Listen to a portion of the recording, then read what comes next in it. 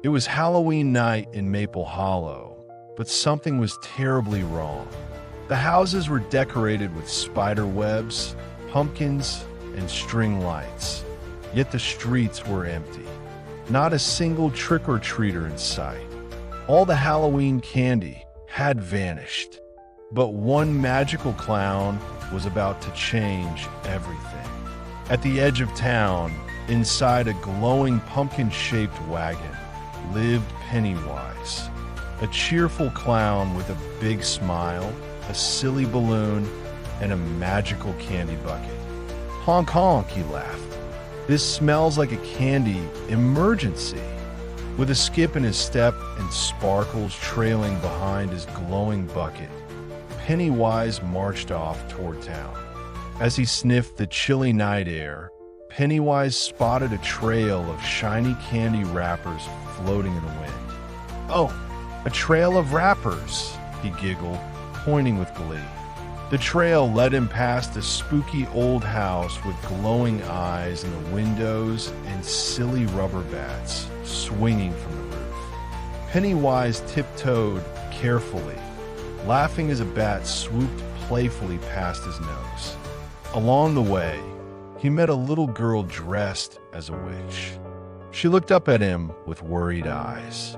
"Is Halloween canceled, Mr. Clown?" she asked. Pennywise knelt down, his balloon bobbing behind his head. He winked and tapped his nose. "Of course not, tiny witch. Halloween is just getting started." Together, they pressed on. Pennywise even stopped to teach a skeleton how to dance and made two ghost children spin joyfully in the moonlight. The night was full of giggles once again. Finally, deep in the forest, Pennywise discovered the missing candy.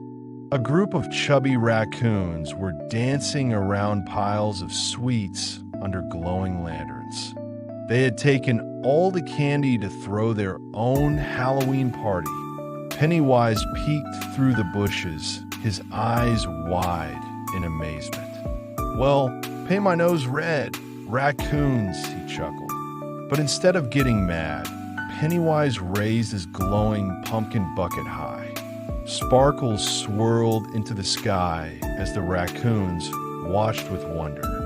That night, Pennywise invited the raccoons and all the children to the biggest Halloween party Maple Hollow had ever seen. The town square glowed with jack-o'-lanterns and string lights.